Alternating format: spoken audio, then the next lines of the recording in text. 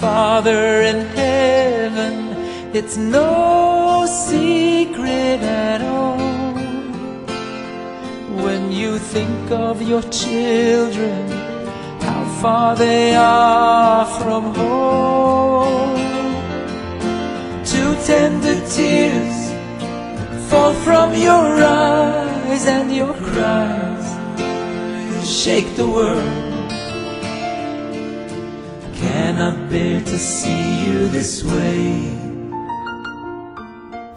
Shalom Aleichem, voltamos novamente com mais uma edição do programa Neav Leben. Hoje nós estamos na Parashat Vaigash, a 11ª porção da Torá, do livro de Bereshit. Se não me engano, vem mais uma e depois termina o Sefer Bereshit. Depois vem a Vayhi. Eu quero falar um ponto muito interessante: a humildade, a verdade e a firmeza de Yehudá, ou seja, que caracteriza o povo judeu. A Parashat dessa semana ela começa com um exemplo de que a gente tem que aprender de Yehudá. O que a gente pode aprender com ele? Quando ele se dirige para falar com o vice-rei do Egito, e se chegou Yehudá e disse: rogo-te, meu senhor, que eu falarei, o teu servo está falando uma palavra na presença do meu senhor, não se acenda a tua ira contra o seu servo, porque tu és igual ao faraó. Ou seja, chega com humildade, tu és o rei, tu és igual ao faraó, eu não sou ninguém, quem manda aqui é você. Chega com humildade, com verdade, com firmeza também, Yehudá.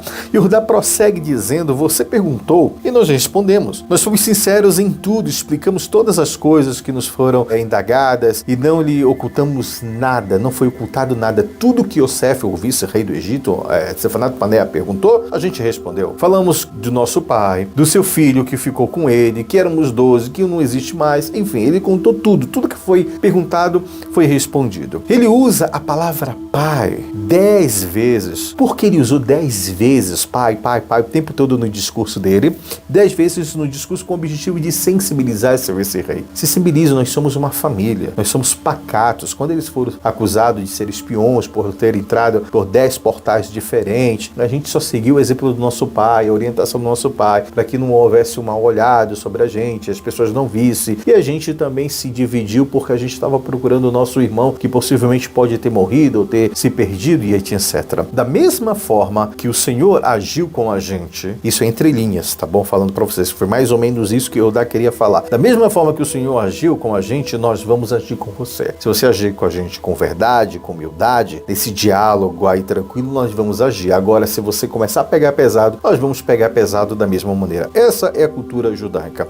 Você foi correto e claro nas suas palavras de não fazer a gente descer até aqui, se não tivermos o nosso irmão com a gente. Nós fizemos e agimos de acordo com todas as suas exigências. Foi isso que ele falou. Você diz: olha, não me apareço aqui, não venho até a mim se vocês não vierem com seus irmãos. Você foi claro, você foi curto e grosso, falou. E a gente seguiu da maneira com que você disse. Yehudá demonstra uma retidão muito grande na descrição de tudo o que foi acordado pelo vice-rei do Egito. Aprendemos com Yehudá como dialogar, como falar, como interagir sem pessoal com as outras pessoas, como argumentar, né? Um bom argumento, sem desrespeitar as autoridades. Eu preciso um pouco aprender com isso, que às vezes o papai se excede um pouco. E o Pirkei-Avot fala também que quando você for fazer uma pergunta, por mais que seja autoridade e eles estejam errados, muitas vezes, a gente tem que manter a calma e saber como perguntar de maneira respeitosa, etc. Com muito respeito, ele fala. Muito respeito e humildade de questionar sem deixar de ser firme, com bastante segurança em suas convicções. Tudo isso a gente aprende de Yehudá. Tudo isso mesmo sabendo que sua vida corria risco pela sua forma de falar com um pouco de chutzpah. A gente sabe que o chutzpah é um pouco ser grosso, é a maneira do judeu às vezes agir. Mas mesmo sendo chutzpah, ele foi correto. E a gente deve também agir da mesma forma. Não devemos ter medo de dialogar, de argumentar com as outras pessoas. Sempre com respeito, mas nunca com medo. Só devemos temer a Kadosh Baruch Hu. Mas foi esta mesma chutzpah que fez os descendentes de Judá, ou seja, os judeus, romper barreiras espirituais, garantindo aos seus filhos, o povo judeu, a se estabelecer nesta terra e tomar posse dela. Ou seja, essa chutzpah, essa coisa meia que grossa, ignorante, se não for isso, se a gente fosse muito maleável, o povo de Israel não estaria hoje morando aqui em Israel. Hoje eu posso aprender isso morando aqui. Eu vejo que as pessoas um pouco são grossas, as pessoas são chutzpah, como a gente fala, mas se as coisas não forem desse jeito, parece que as coisas não andam. Tem que muitas vezes ser isso. Lógico, isso não invalida a educação, não invalida você ter o amor ao seu próximo, nada disso invalida. Mas muitas vezes a gente deve agir com essa maneira, porque senão as coisas não funcionam. Devemos aprender que a força do judeu reside em duas maneiras de encarar a vida e os seus desafios. De que maneira a gente aprende isso? Duas forças. Primeiro, segundo as leis da natureza, que é regida pela conduta do mundo e seus governantes, e seguindo as leis que regem a vida na diáspora. Isso tudo é representado por Yosef. Primeira coisa, a gente vive, a gente vai para um país, ou a gente está vivendo aqui nesse meio material, então a gente depende das leis da natureza. A gente não pode mudar isso. Se você der uma topada e alguma coisa vai doer. Se alguém vier te agredir, você tem que se defender. Como diria um ex-presidente do Brasil, o Bolsonaro dizia, você não vai subir a favela e trocar tiros ou enfrentar um bandido, uma milícia com flores. Você tem que levar uma força proporcional. A mesma coisa aqui na guerra, a mesma coisa aqui no Oriente Médio. Já disse, você não mostrar força e mostrar fraqueza, você perde com isso. A gente tem que saber lidar com isso, infelizmente. Eu falo muito para Ariela, falo muito para Eliave, às vezes eles são irmãos, brigam entre si. Eu sempre disse para Ariela, falei, olha, não é para você bater em ninguém, por Eliave também eu falo, não é para bater, não é para agredir ninguém. Mas você também não pode ser passível, você também não pode deixar que as pessoas venham te agredir, te bater. Você não pode ficar aqui de braço cruzado apanhando, você tem que se defender. É uma mitzvah você se defender também. Não deixe. Eles, quando eram um pouco menores,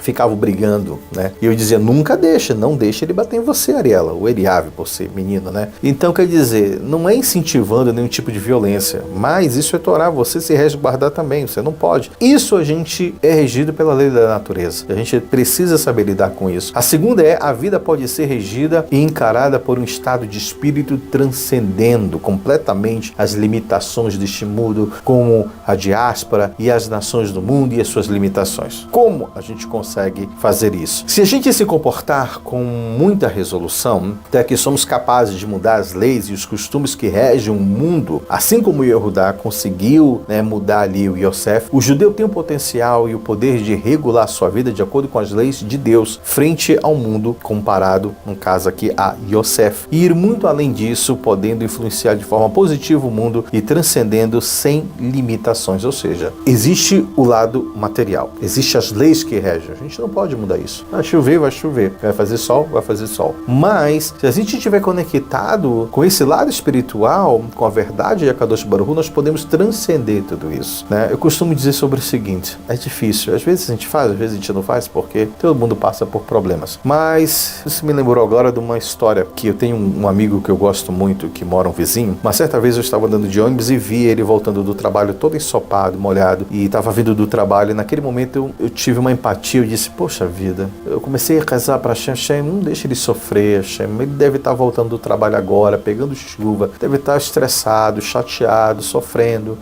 e eu fiquei triste pela situação de ver ele naquele momento, vindo do trabalho ensopado, depois de um dia de trabalho. Depois eu fui conversar com esse mesmo amigo, e ele disse, pelo contrário, Baruch, eu estava agradecendo a Kadosh Baruch Hu. Olha o nível de consciência elevada dessa pessoa, muito legal. Ele disse, pelo contrário, eu poderia estar dessa maneira, mas eu estou na terra de Israel, eu estou feliz e eu vim agradecendo a Deus pela chuva que ele estava me mandando, até porque chuva aqui é um milagre de Hashem. E ele veio com uma energia muito feliz, muito contente, por mais que ele estivesse cansado, ele estivesse retornando para casa, mas ele estava sendo banhado pela chuva de Akadosh Baruch Hu. Então, é aquele ditado que fala, você pode pegar um limão e fazer uma limonada, foi isso que ele fez. Eu aprendi com o exemplo dele, Baruch Hashem. Então, o judeu também tem esse poder, por mais que a gente esteja numa diversidade, a gente pode utilizar isso para aprender com isso e fazer disso algo melhor ainda.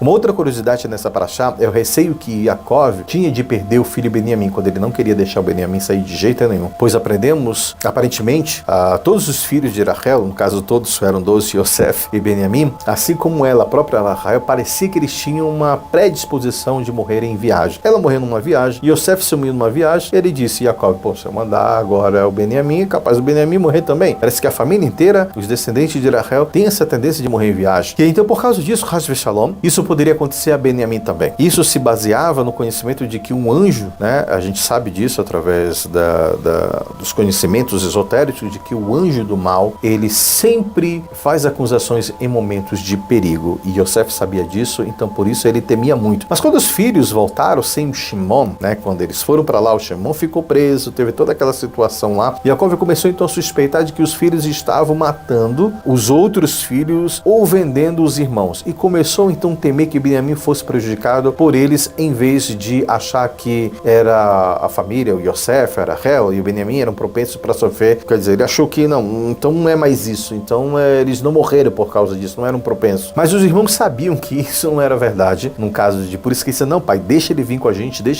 porque eles sabiam e tinham certeza que isso não era verdade, eles não eram propensos a fazer isso, porque eles tinham vendido Yosef. Então, na verdade, os fatos, eles sabiam desses fatos e eles fizeram de tudo, né, para convencer o pai que ele não morreria nessa viagem. Isso aqui é primeiramente o que a gente pode aprender nessa primeira aliá, e eu volto daqui a pouco com mais um vídeo falando sobre a segunda aliá, para o vídeo ficar curtinho, para que vocês possam assistir um vídeo por dia, uma leitura por dia, para ficar bem tranquilo, tá bom? Um beijo no coração do Gabriel Dudani, Gabriel Kalev, a Ariela Hesed, o Eliav Hassid, e o papai volta daqui a pouco com a segunda aliá. Shalom, Behitraut.